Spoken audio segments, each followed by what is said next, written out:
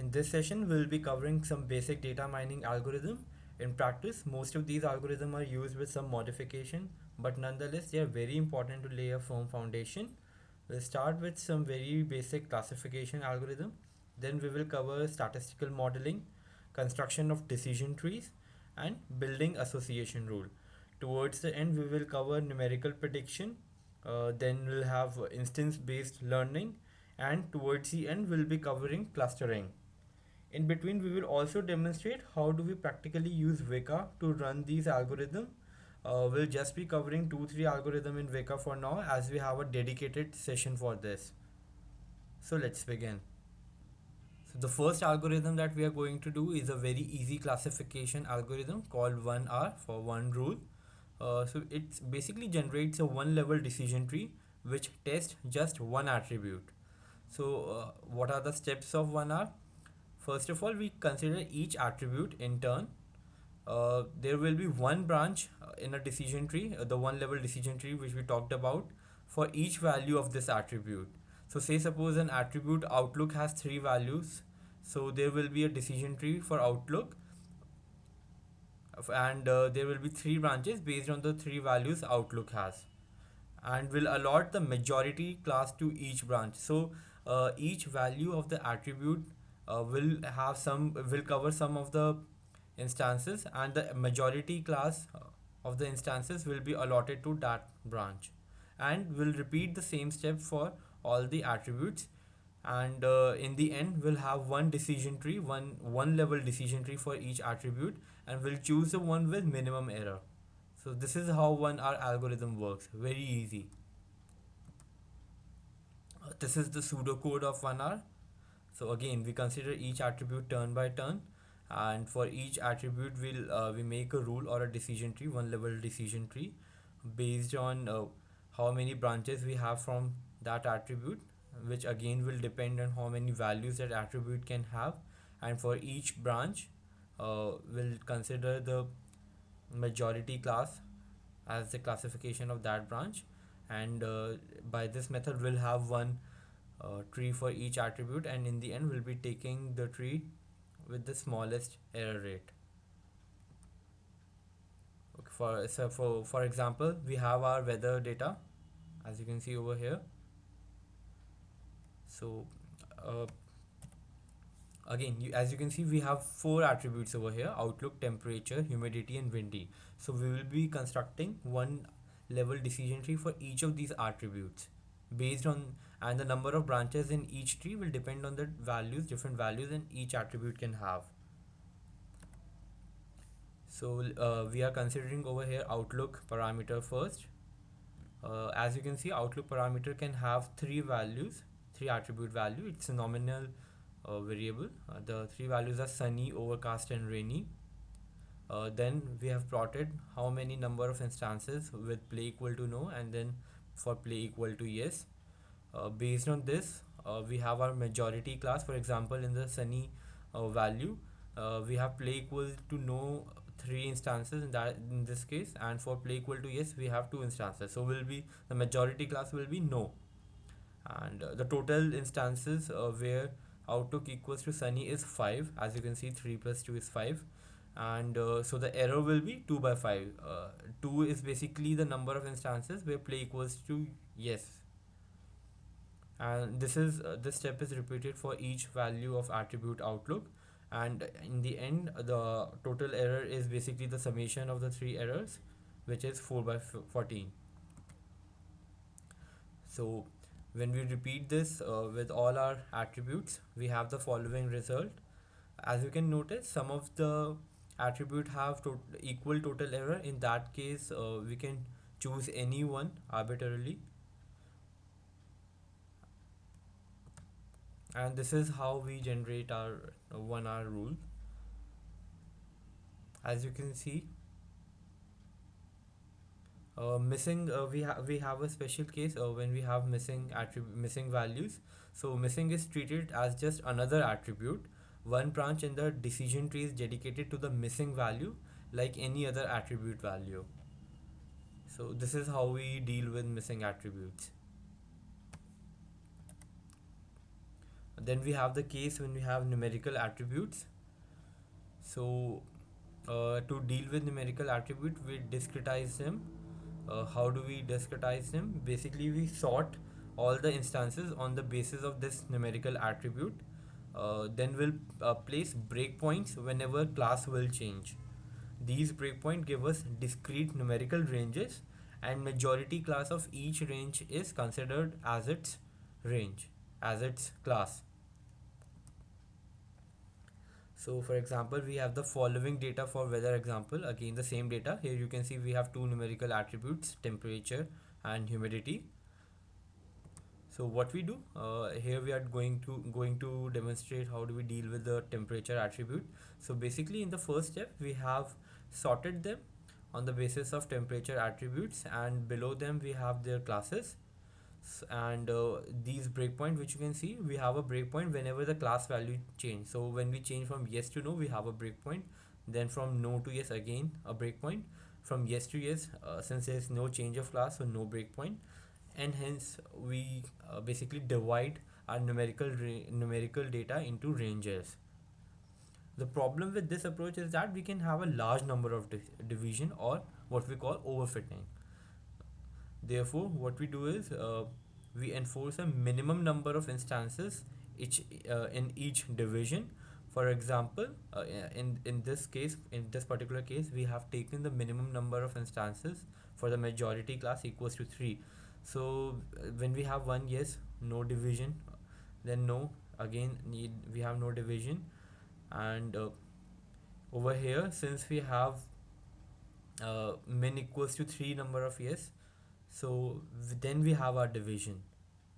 And you can see the majority class in this division is yes, and the majority class in this division is also yes. And here the number of yes is equal to number of no, so we can take either of them. We'll be taking no. So as you can see, these two adjoining classes have the same majority class. So again, we can combine these two into one set. So in the end, we'll have just two sets.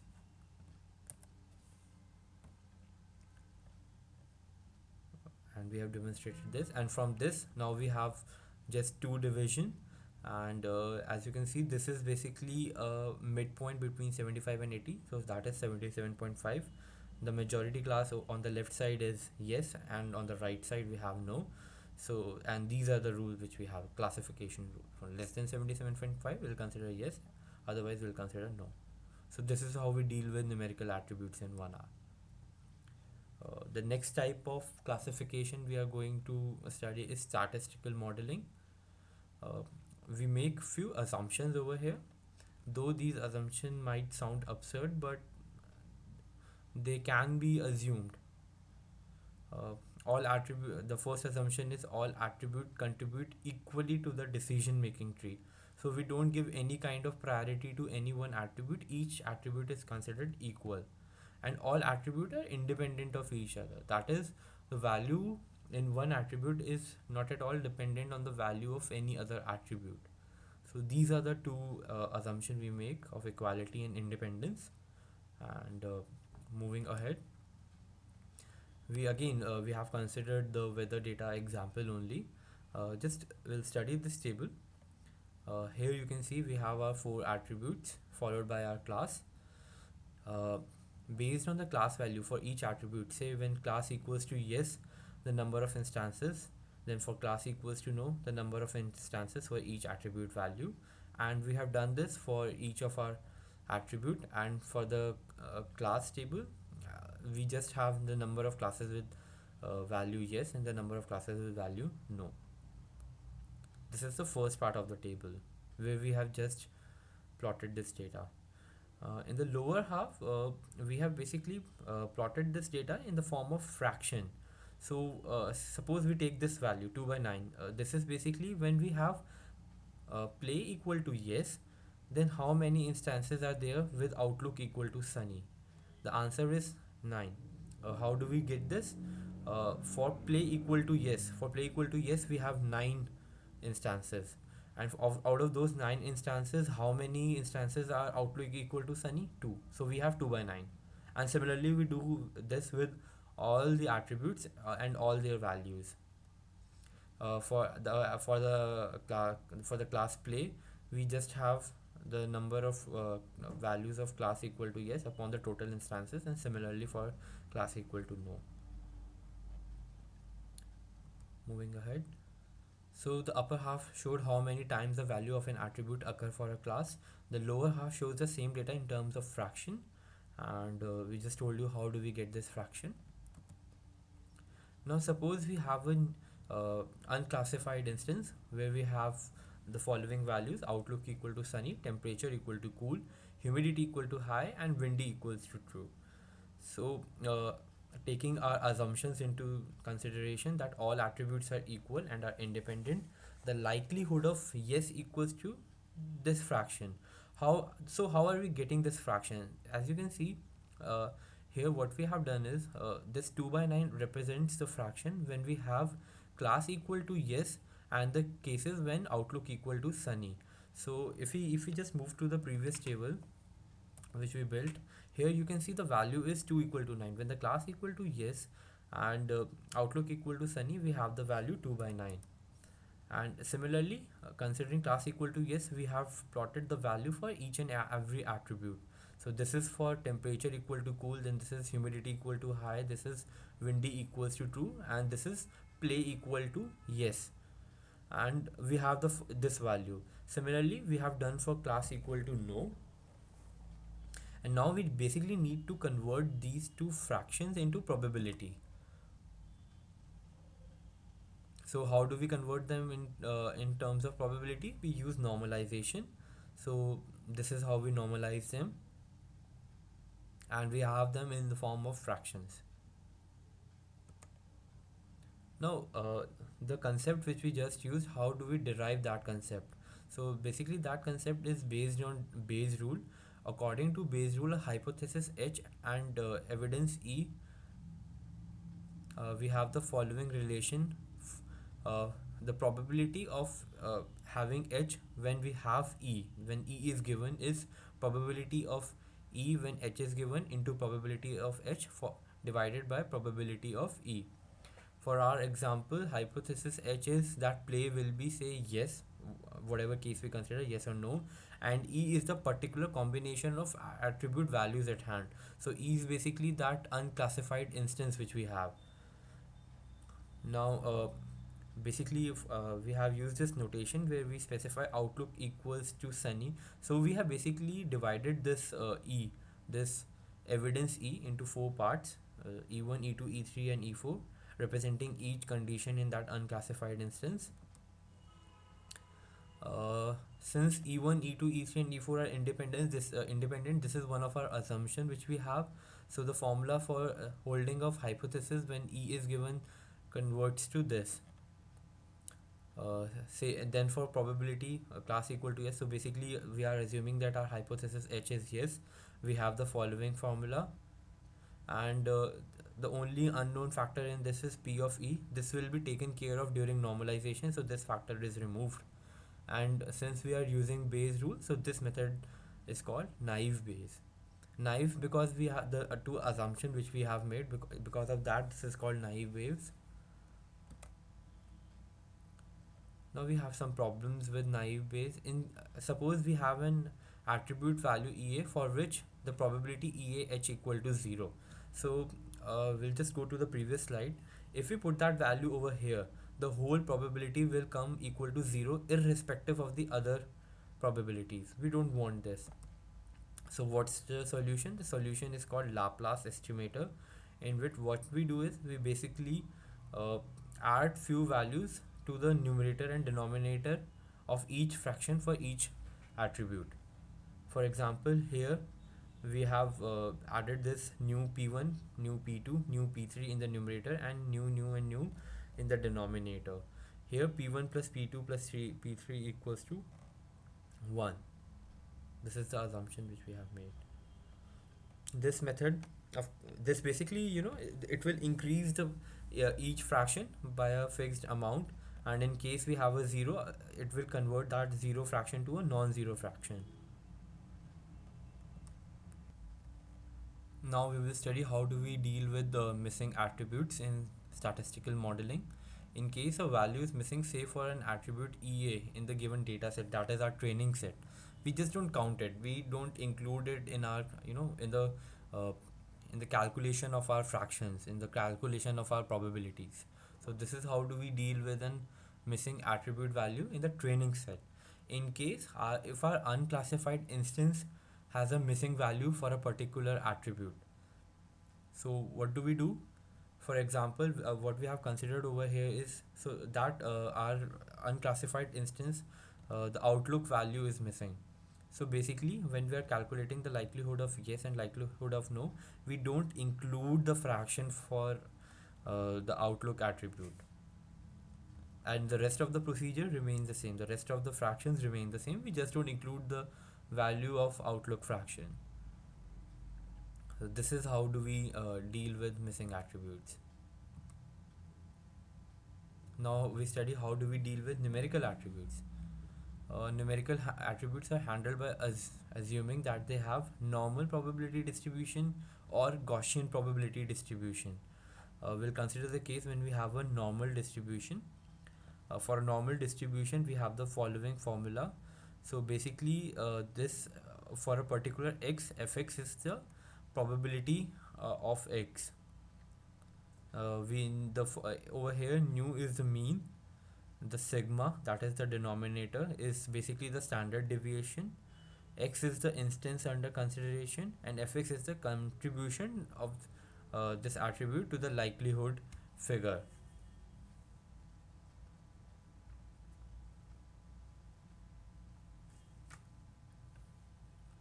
Now we'll see this in action.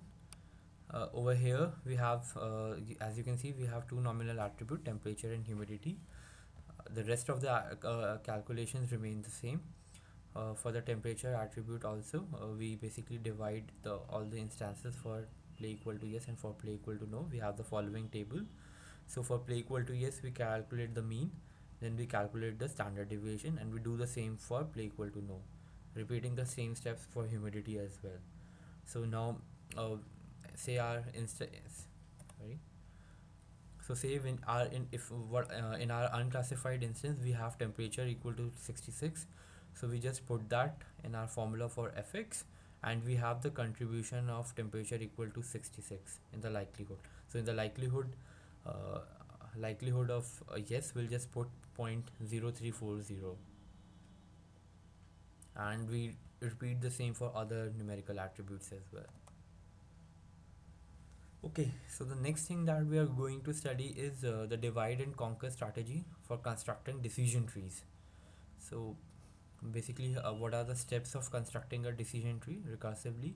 We select an attribute to be placed at the root and make one branch for each possible value, and then we repeat the process recursively at each branch using only those instances that reach the branch.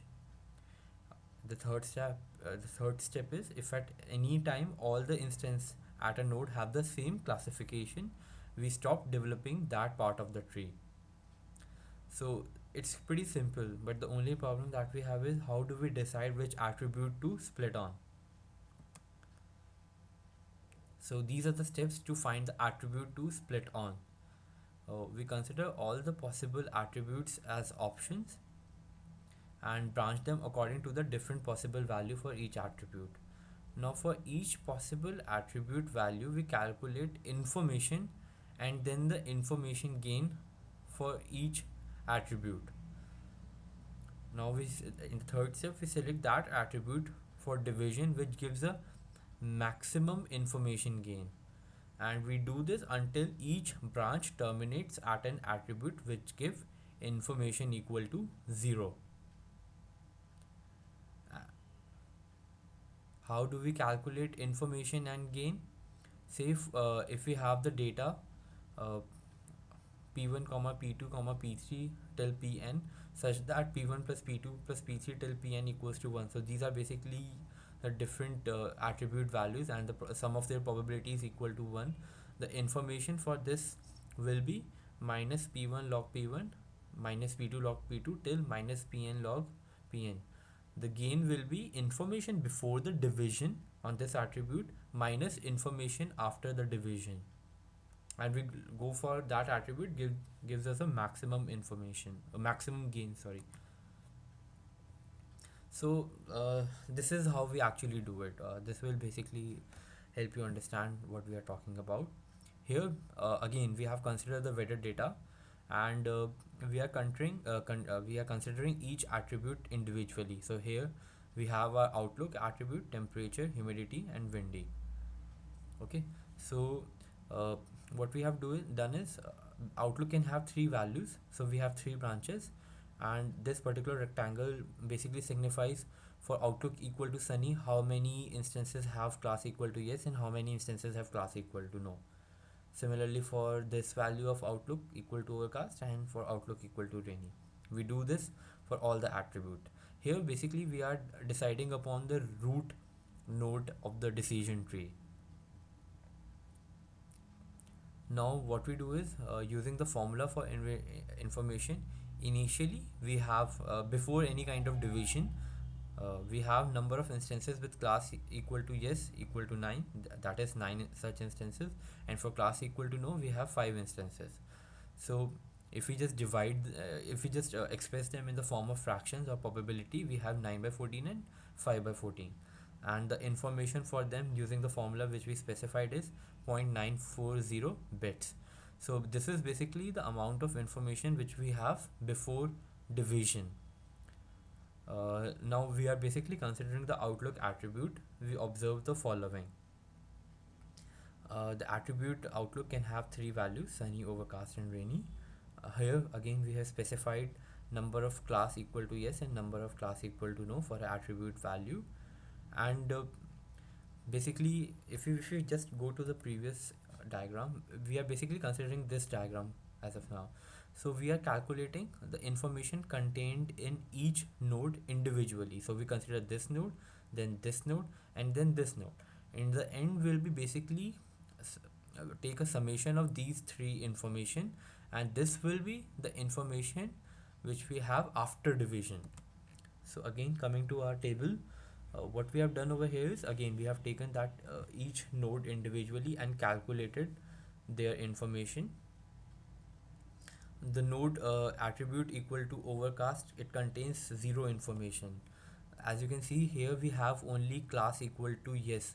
So say for example as the final result we go for the division based on outlook attribute, we won't be dividing this branch any further since we have information equal to 0 for this branch. And basically we calculate the information for all the three attribute values, and as you can see we have gain by using, now we are calculating gain by using outlook for division, the information which we have before the division,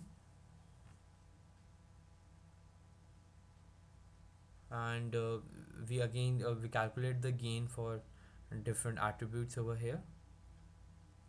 So since outlook gives the maximum gain, we will be using it for division. And again we repeat the step for outlook equal to sunny and rainy since the information there is not equal to 0, and stop for overcast since we have information equal to 0 for that particular instance. Now there are some cases where we do have some problem with this divide and conquer technique of building decision tree. One of the problem cases is when we have highly branching attributes. So if we follow the previously subscribed method, it will always favor an attribute with the largest number of branches.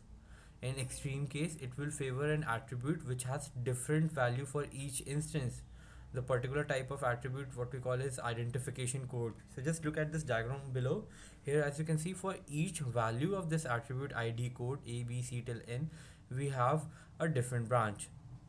So for each instance, we have a different attribute value, and therefore each leaf will contain just one class, and hence the information for each of this leaf will be equal to 0, and hence we have the information gain as the maximum, and therefore our previous method will basically go for this attribute for division.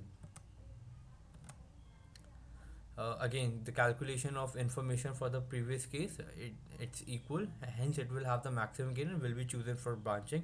But such an attribute is not good for predicting classes of an unknown instance, nor does it tell anything about the structure of division. I mean, it is the case where we have highly overfitting.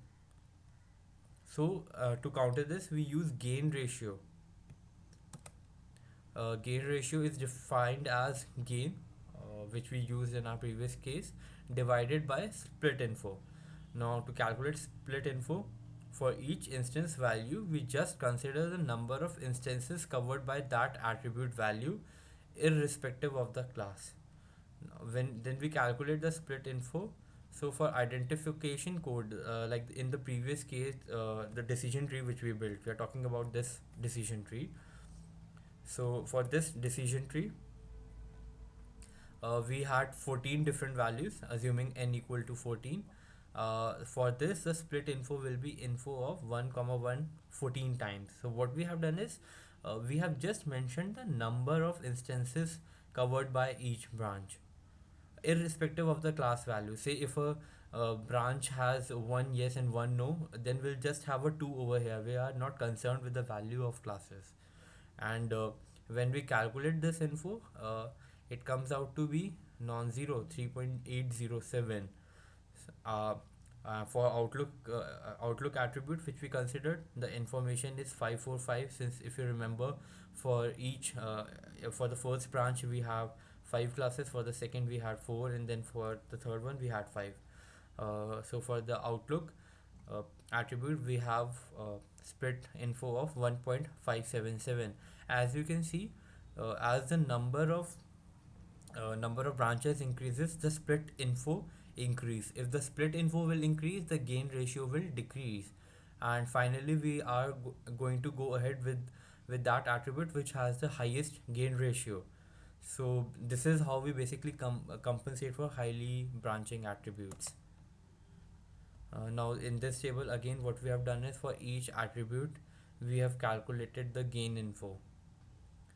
As you can see, for outlook we have the split info at 1.577. Gain ratio is simply the gain divided by the split info. Similarly for the other three attributes as well. And for the highly branching attribute, we have our gain ratio equals to 0.247. So as you can see, again, still the gain ratio of this highly branched attribute is pretty high as compared to outlook, temperature, humidity, or windy, and still our algorithm is going to do a division on this attribute only. But as you can see, the difference between the gain ratio is has been reduced considerably. And we can add additional parameters so that we finally don't do a division on this highly branched attribute.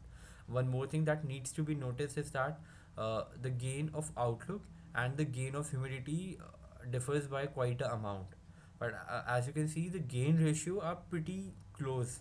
This is 0.157, this is 0.152. The reason being is, though outlook gives us a branch which has information equal to 0 and hence having a higher gain, but when we talk of gain ratio, the number of division, the number of branches also play a crucial role, and for humidity we have just 2 branches. Therefore, the gain ratio difference between outlook and humidity is not that much. Now the problem with using gain ratio. In some situation, the gain ratio modification overcompensates and can lead to preferring an attribute just because its intrinsic information is much lower than that of the attribute value. So what we are trying to imply over here is that now gain ratio basically gives a preference to number of division. So it might even favor an attribute which gives a lesser number of division, but the divisions basically have higher information, and hence the division is not very useful. A standard fix is to choose the attribute that maximizes the gain ratio, provided that the information gain of that attribute is at least as great as the average information gain for all the attributes examined.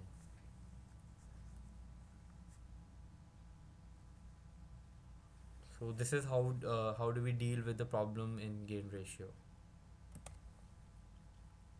Coming to our next algorithm is covering algorithm. We just talked about how do we construct decision trees. Now we'll talk about how do we construct rules. So the approach is consider each class in turn, seek a way of covering all instances of that class, and exclude all instances that do not belong to that class. Simple. And identify a rule to do so. So basically what we are trying to do, we are trying to cover all those instances which belong to a particular class, leaving those instances not belonging to that class, and basically converting our approach to a rule. This is called a covering approach because at each stage we identify a rule that covers some of the instances. This visualization will help a great deal. For example, if we have two attribute x and y, and we have two uh, classes a and b, so what do we have over here is uh, basically we have plotted our classes based on these attributes in this two-dimensional plane. And if we do this division, as you can see, all the classes on the left hand side of this division are only class b. So basically we are trying to get a rule for class b over here. We do another division, and as you can see, in this division it's all class b, in this division it's all class b except this particular case, which we can also exclude by further division. And in this division we have only class a. So if you want to derive a rule for class a, then we have the following rule.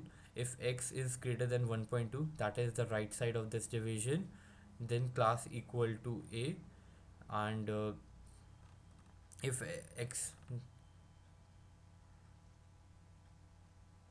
basically we are optimizing our rule over here.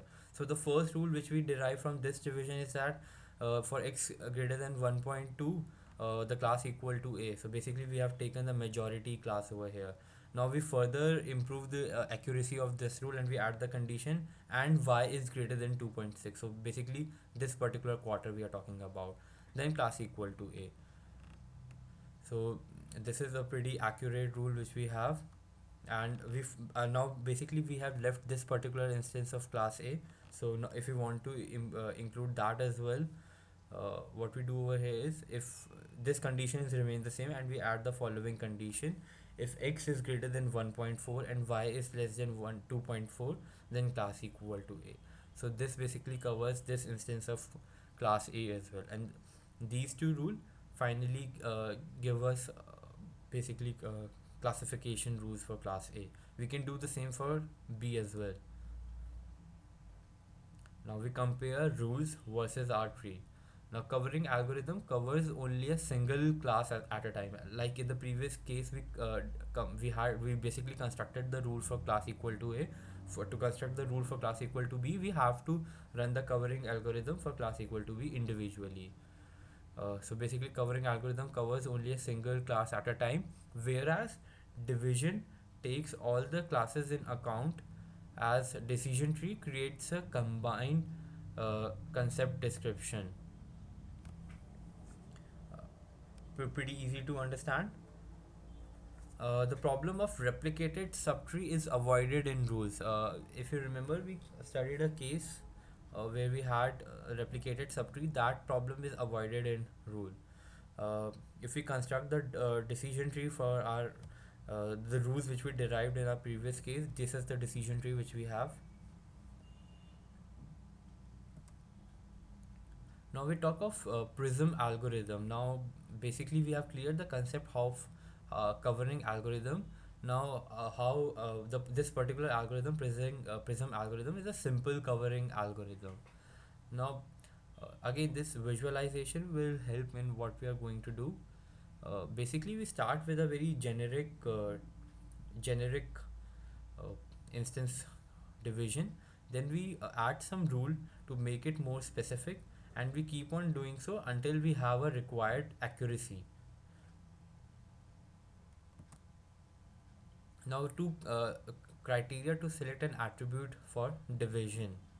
So basically while we are running prism algorithm for each class, for each rule we need to select an attribute to make a to add a condition to our rule, or to make a division. So the criteria for that are: include as many instances of the desired class, that is the one which we are trying to get a rule, and exclude as many instances of other class as possible. If a new rule covers t instances of which p are positive example of the class and t minus p are instances of the other class, that is error, then try to maximize p by t.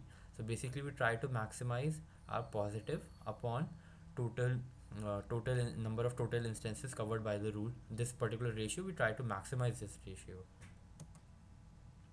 For example, we are taking this example data, iris data. We have the following attribute: age, spectacle prescription, astigmatism, tear production rate, and this is our class recommendation lenses. Now we are going to see prism algorithm in action. So we are going to build rule for the class hard, and we start with the following basic rule, that is, if some condition, then recommendation equal to hard. So here the question mark represents an unknown rule. Now we have the following 9 choices for this unknown rule. Basically what we have done over here is we have taken each attribute, and for each value of this attribute we have basically written over here the p by t ratio which we talked about for that particular case. So for example, age equal to young, this rule basically covers 8 instances. Out of these 8 instances, only 2 instances have a recommendation equal to hard.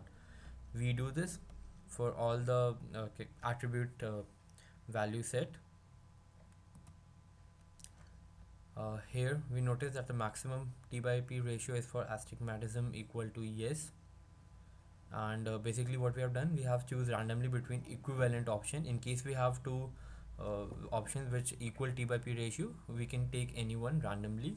So now our rule is, if astigmatism equal to yes, then recommendation equal to hard.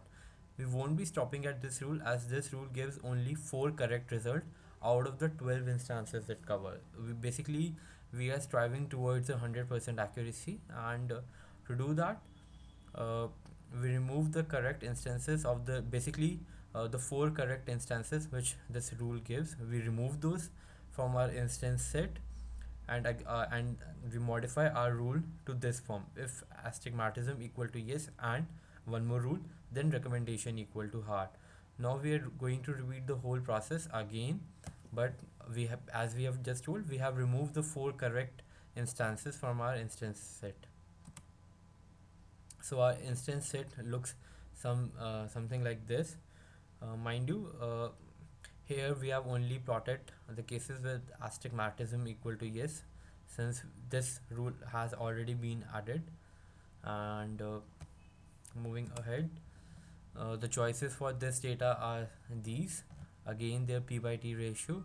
We choose tear production rate equals to normal, which has the highest t by p ratio of all these choices. So our modified rule is, if astigmatism equal to yes and tear production rate equals to normal, then recommendation equals to hard.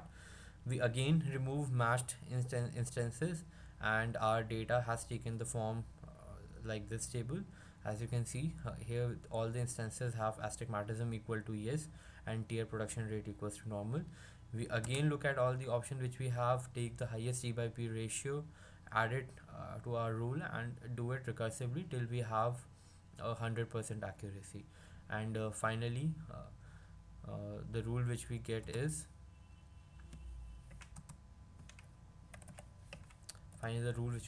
this particular: if astigmatism equal to yes and tear production rate equals to normal and spectacle prescription equals to myo, then recommendation equals to hard. And we do this till all the instances of a class are covered. So we have rules for a particular class, and then we repeat the whole process for other classes as well, taking one class at a time. This is the pseudocode. uh, this basically lists all the steps which we just took. Now we compare rules versus decision list.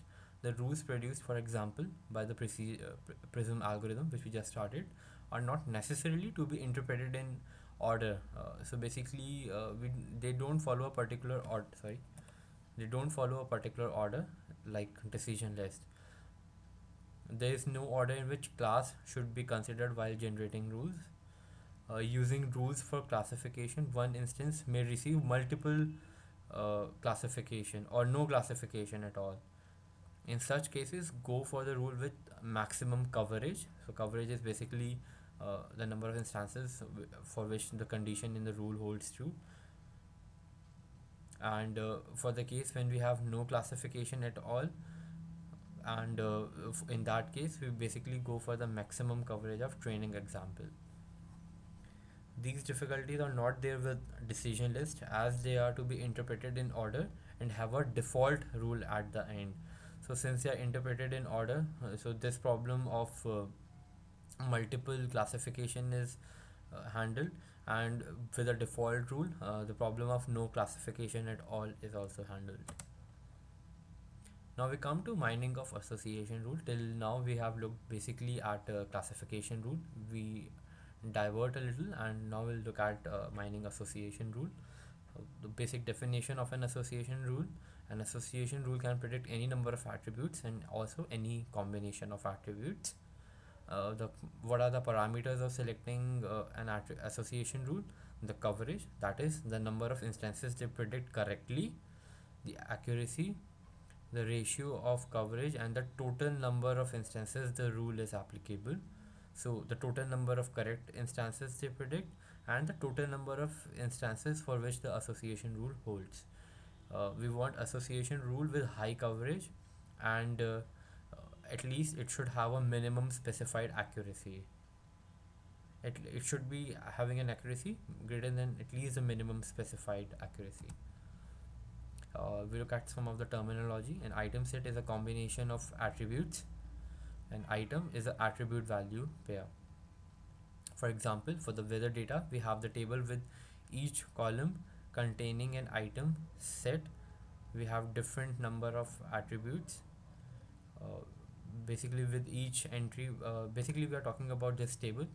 Here you can see we have basically different columns. The first column contain one item set, so basically just one attribute and its corresponding value. This column contains two item sets, so two attribute value pair. Similarly, three item set and four item set. uh, what you see in the bracket is basically the coverage of that particular rule. This table is not complete, it goes until quite a lot of rows. This basically gives a general idea of how it will look. Now we come at actually generation of association rule. We need to specify in the beginning, we need to specify a minimum coverage and accuracy for the rules to be generated beforehand. So these two parameters should be there when we start working. Now the steps for generation of association rule: generate the item set. By item set, which we mean basically uh, this table. Now each item set can be permuted to generate a number of rules. For each rule, check if the coverage and accuracy is appropriate. That is, they are greater than the minimum specified coverage and accuracy. And this is how we generate association rules. Pretty simple. We'll look at an example. Say for humidity equals to normal, if you take this item set, so this is basically a three item set. If you go to the table, we are talking about three item sets over here. So we take this item set: humidity equals to normal, windy equal to false, and play equal to yes. If you permute these three, we can have seven potential rule. For humidity equals to normal and windy equals to fall, and then play equal to yes. And then these are the other rules which we have.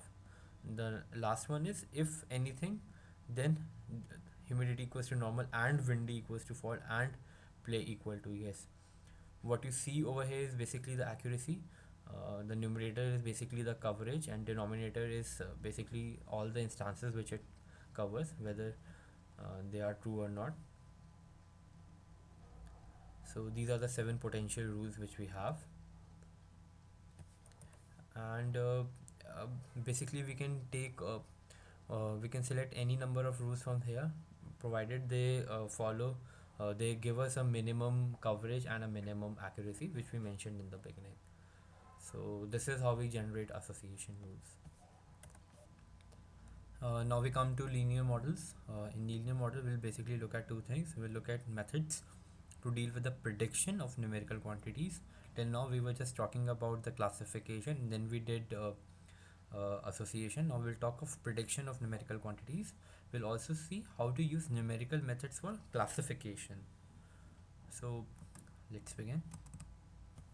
Sorry. To do numerical prediction, the technique which we use is called linear regression. Linear regression is basically again a technique to predict numerical quantities. Here we express the class, that is a numerical quantity which needs to be predicted, as a linear combination of attributes with predetermined weights. So if we have the attributes k attribute a1 to ak, uh, and the class to be predicted is x, so x is represented in this form where w0, w1 to wk are basically the predetermined weight. So we have w0 plus w1 into a1 plus w2 into a2 till wk into ak.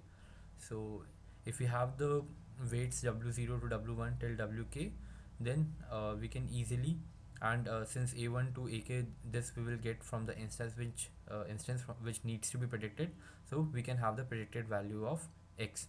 How do we determine these weights? The weights are calculated by using the training set. So basically they involve some matrix operation which we won't be covering over here, but the parameter that is used to choose the optimum weights is that we try to minimize this square sum. If you look at this x raised to the power I is basically the actual value of x in the instance I. This is the actual value, and this summation is basically the predicted value. This is basically the representation of this formula only. So basically what we do, the actual value minus the predicted value, we take the square and we sum all these value for all the n instances, and the weights which we choose basically try to minimize this. Now we come to this was that was linear prediction. Now we come to linear classification. For linear classification, the technique which will be uh, dealing with is multi-response linear regression. In multi-response linear regression, for each class we use linear regression to get a linear expression. That is just like in the previous case, but now when the instances belong to a class, the output is 1, otherwise 0. And for all the unclassified instances, so basically let's come back to the equation. So we have this equation which we use for prediction. We'll be using the same equation for classification as well. What we do is we take one class, right? We take each class turn by turn, and we consider all instances for that class. So basically, if an instance belong to a particular to the specified class, the value of x is 1. Otherwise, it's 0. So basically, if we have n instances, and so for each for each class we will have n such equation. From those n such equation, we'll determine these weights, and therefore we'll have one equation for each class. So if we get a unclassified instance, we use the expression for each class. We basically put the value of attribute a1 to ak of this unclassified instance in the equation, in the expression for each class, and we get a output for each class. Now the class expression giving the maximum output is selected as the classified class. So this is how we do classification using multi-response linear regression. Now the problem with this is that the values produced are not proper probabilities. As you can see, we are basically going ahead with the maximum output, and we are not actually getting any kind of probabilities. The probability basically lie in the range 0 to 1, and over here the output which we consider the maximum output might or might not lie in the range 0 to 1. So we are not getting actual probabilities. To solve this problem, we use a technique, again for linear regression we use a technique called logistic regression. To get the output as proper probabilities in the range 0 to 1, we use linear logistic regression. Here the output y is defined as 1 upon 1 plus e to the power minus x, and x is given by this equation. So basically, if you look at this expression of y, the output of for any value of x from minus infinity to plus infinity, the value of y will always lie in the range 0 to 1. So all the steps of multilinear response remains the same, but now the final output is represented as y and not x, and y is given by this expression. The Basically in multilinear response, in the uh, prediction case, we try to minimize the square sum. For logistic regression, we have a different parameter which we want to will maximize this parameter. This is the value which we want to maximize.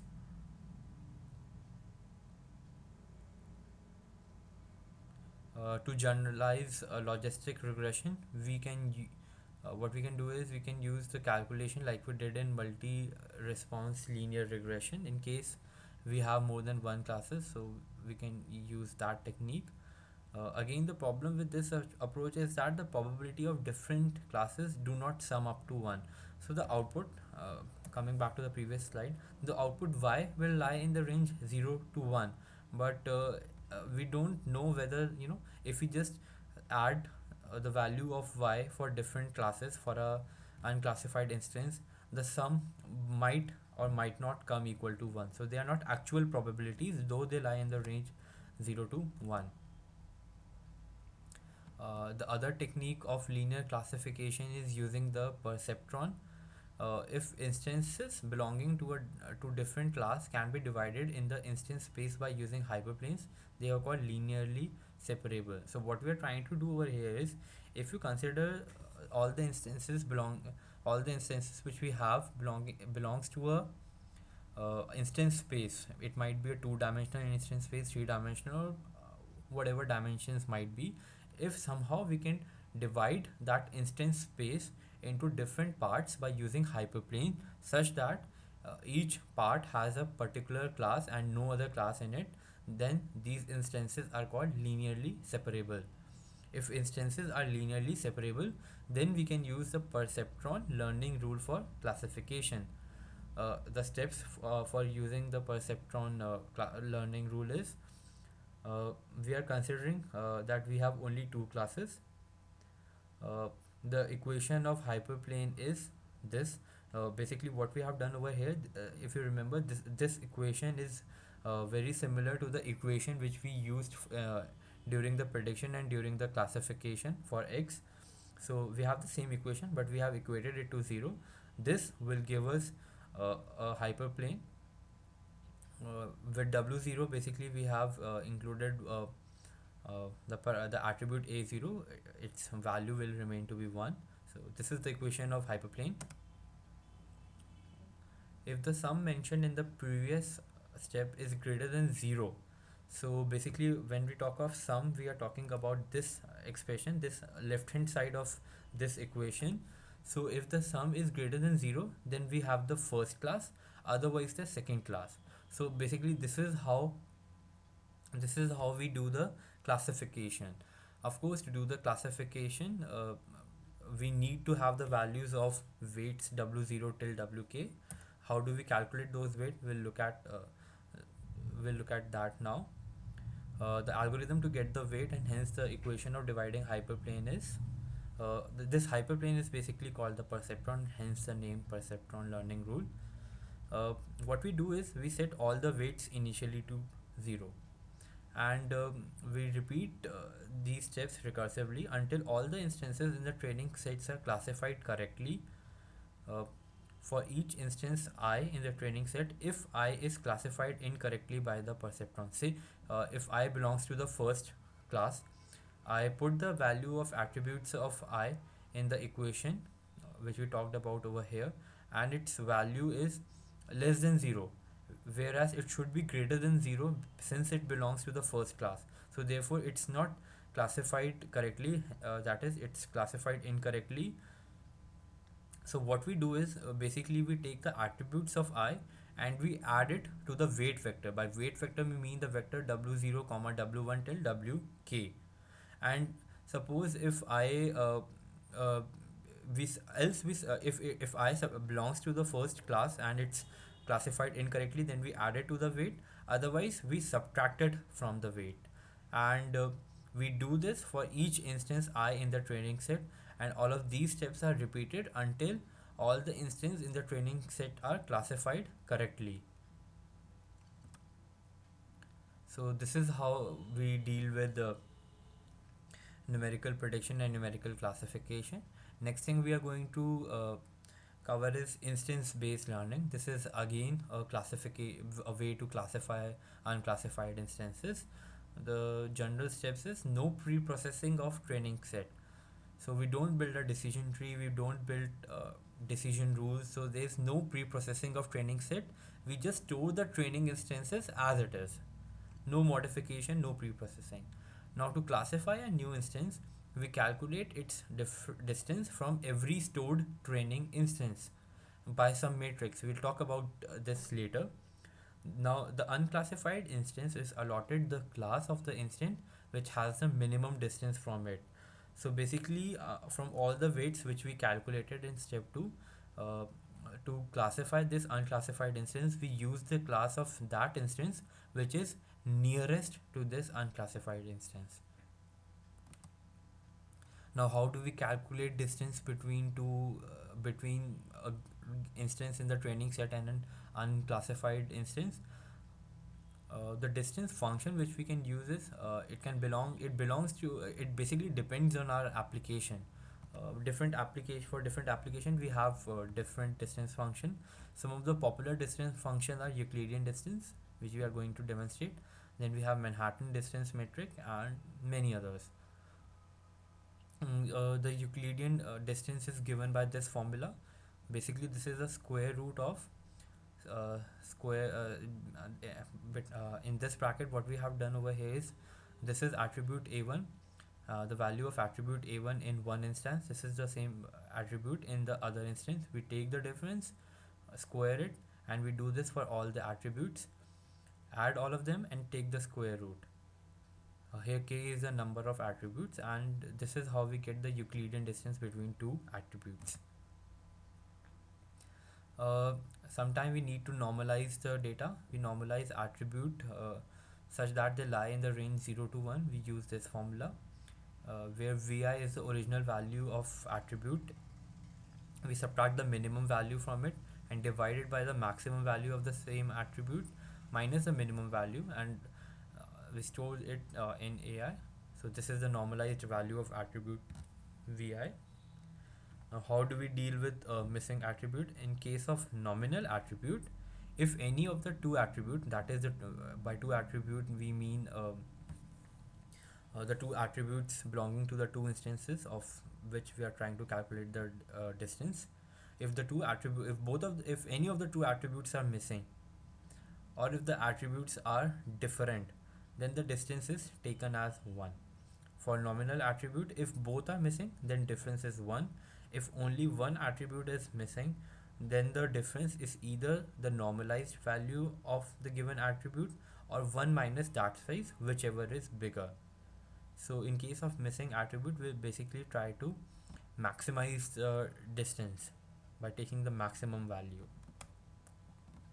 Now how do we find the nearest neighbor? We have the distance of an attribute of an unclassified instance which with all other instances belonging to the training set. Now how do we find the nearest neighbor efficiently? We can the trivial way will be to just calculate all the distances and just select the minimum one. uh, that of course consumes a lot of time, so we want an efficient way to do so. We do this by using a data structure called k-dimensional tree. K-dimensional tree are binary trees that divide the input set with a hyperplane and then split each partition again recursively. It stores the points in k-dimensional space. By points we mean basically the instances belonging to the training set, k being the number of attributes. So the number of dimensions, dimensional space, the number of dimensions in the dimensional space it will be using will be equal to the number of attribute it has. So now we'll look at how do we find nearest neighbor efficiently. This is basically a k-dimensional tree. Here we have considered just two attributes, so it will divide the instances in two-dimensional space. The h and v you see over here are basically the axis along which the division is being done. This is just an equivalent representation of this k-dimensional tree. This axis belongs to a1. This is a2. The root node is 7 comma 4, and the division is done along the horizontal, parallel to the horizontal axis. So basically we are talking about this line, and so this divides it into two parts. On one part we have 2 comma 2, which we don't further divide into uh, any any further hyperplanes, and on the other side we have this following 2 points where we again do a division on 6 comma 7 parallel to the vertical axis. How do we do this division, and at what point do we do the division, we'll be looking later. We'll first talk about, if we have our k dimensional tree, then how do we find the nearest neighbor efficiently.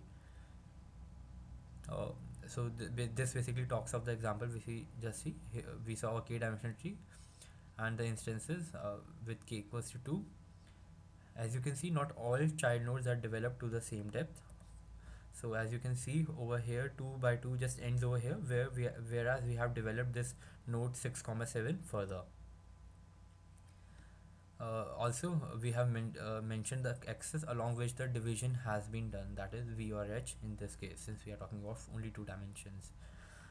Now the steps to find the nearest neighbor. The first step is to construct the k dimensional tree, which we talked of later. How do we construct the k dimensional tree? Now given an unclassified instance, we start from the root node and compare the appropriate attribute and move to either to the left side or to the right subtree. Now basically the root node is compared with the unclassified instance based on a appropriate attribute. Now which attribute which we need to compare is based on the axis along which the division has been made. For example, if we have this decision tree and we are basically comparing our unclassified instance to this node, the division has been made along the vertical axis, that is this axis. So we'll be comparing basically the attribute a1, and say if we talk of this node here, we'll be comparing the attribute of this node with the a2 attribute of our unclassified instance. So basically the attribute which we need to compare depends upon the axis along which we have made the division. Moving ahead, the next step is repeat this step recursively till you reach a node that is either a leaf or has no appropriate leaf node. So again, coming back to the tree, so say we start from here. For example, we start from here, we come over here, and we reach over here. Now this is a leaf node, we stop over here. Now you have find the region to which this new instance belong, and you also have a probable nearest neighbor in the form of the region's leaf node. We'll explain this. Then okay, so again we'll come to this tree. So we started from this tree, this node, we come to this node, and we reach this leaf node, we stopped over here. So basically we are in this region right now. So our unclassified instance can be anywhere in this region. So this at this particular instance 3 comma 8 is a probable we are not sure whether it's the absolute, but it's a probable nearest neighbor to our unclassified instance, and the distance of our unclassified instance from this probable nearest neighbor is the probable nearest distance. So any other attribute which might be the actual nearest neighbor to our unclassified instance, it should belong to a circle with this radius. Say for example our instance is basically there at the point which I am pointing. Our probable nearest neighbor is 3 by 8. This distance is our probable nearest distance. So with this center, we construct a circle with this radius, and if this is not our absolute nearest neighbor, then whatever the absolute nearest neighbor it will be, it will belong in this circle, equal to this distance. Okay, now we'll move now we will redo our recursive trace. So we'll till now we basically traced down the tree. Now we'll move upward, looking for an instance which is closer to put which is closer to our unclassified instance than the probable nearest neighbor we have. We to look at the instances, we start with the immediate neighbor. If it lies in the circle, then we will have to consider it and all of its root node, if any. If that is not the case, then we check the sibling of the parent of our probable nearest neighbor. We repeat these steps till we reach the root.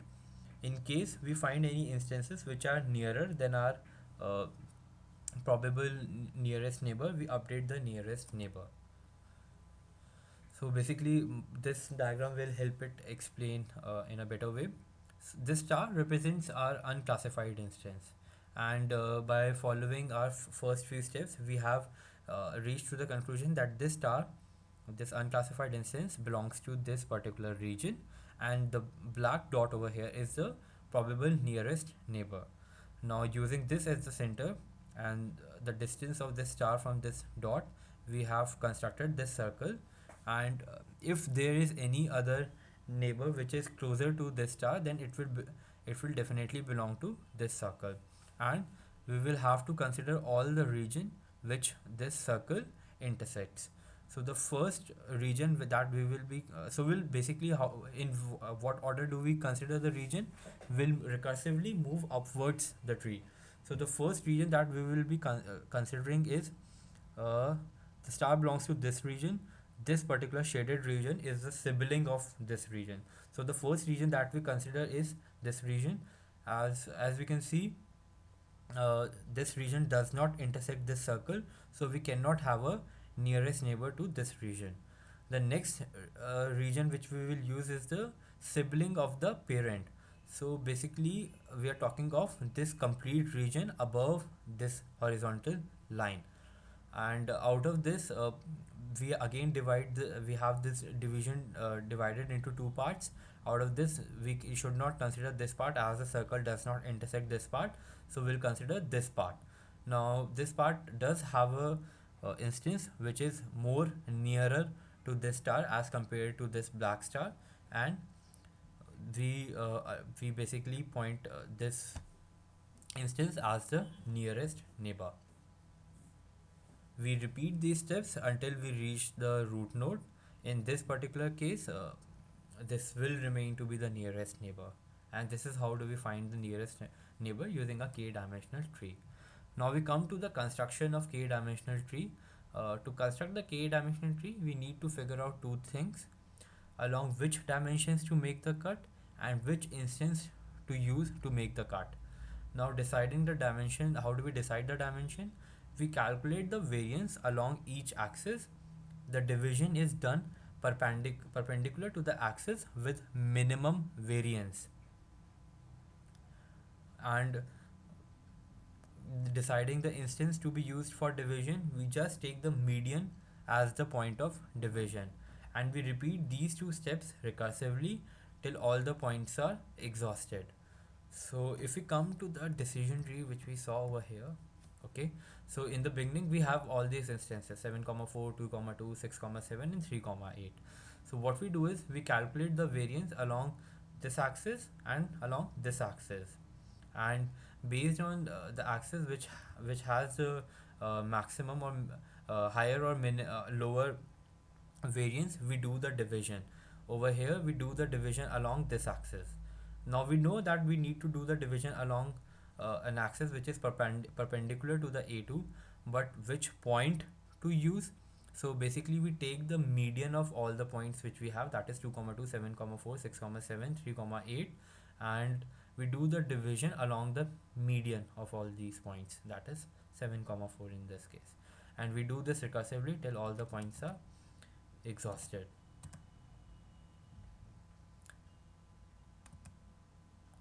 Now the next thing that we are going to cover is clustering. Clustering techniques apply when, rather than predicting the values, we just want the instances to be divided into natural groups. So basically we are looking at the division of instance space. Now iterative instance based learning, the first algorithm of clustering which we are going to do is k-means. Here the k-means, the k represents the number of clusters. So the according to the value of k, the instance space is divided into k clusters.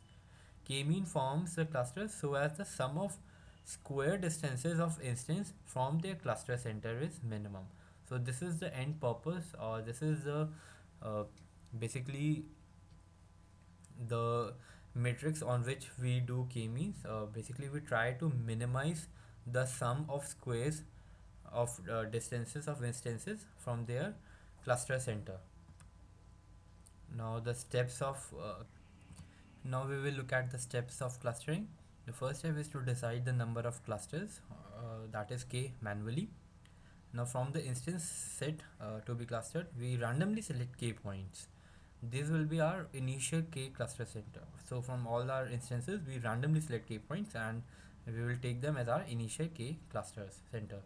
Now take each instance in our in the set basically in the set which we need to cluster one by one. Take each instance and calculate its distance from all the cluster center one by one, and allot it to the cluster for which it has the minimum distance.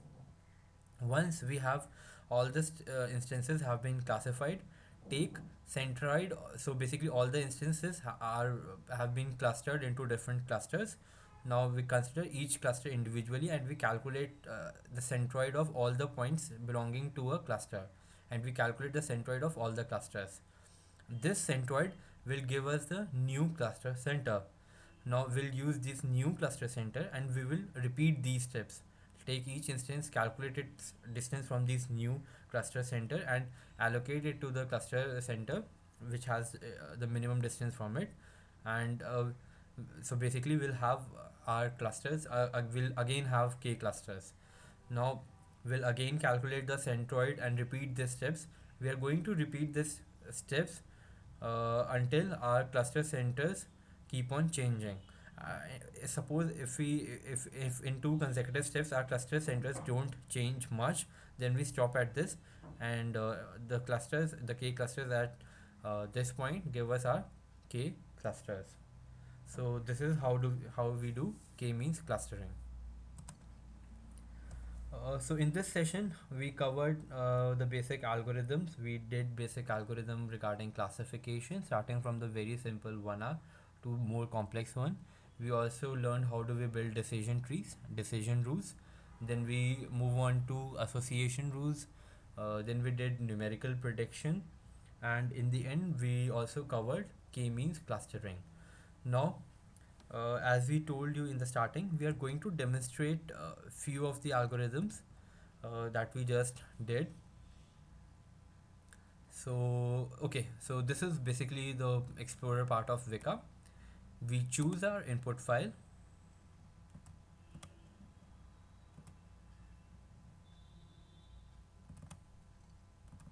We are going with the weather data.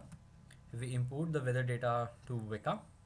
Now first of all, we are going to demonstrate the 1R algorithm. That is the first classification algorithm that we studied. So we move on to the classify tab. In the classifier, we the 1R algorithm basically belongs to the rules subset of classifier. From here we select 1R and then we click on start. The test option, we have basically selected cross validation with 10 folds. We can do further manipulation by using this more options button. We are going ahead with the default values, and then we click on start, and here you go. The clustering has the classification has been done as we did in our example. Over here also the classification has been done on the basis of outlook attribute. uh, Below this we have all our error matrices. We have our kappa statistics, mean, absolute error. Some of these things we are going to study in our future sessions, and this is how we did do 1 hour. Now we are going to demonstrate, let's do naive Bayes. So naive Bayes belongs to basically this Bayes subset and classifiers. We select naive Bayes, and we again go with the default setting, and we click on start. And here you go, you have the results for naive Bayes. As you can see, for numerical attribute we have the standard deviation, mean, etc., which we need when we are dealing with numerical attribute. And again all the error matrices, and in the end we have our confusion matrix. So this is how we do naive Bayes. The other algorithm, they're more practical implementation we are going to deal with in our future sessions. For now, we just wanted to show how do we use Weka to implement all these algorithms really easy, in a really easy way. So this brings us to the end of the session. Thank you.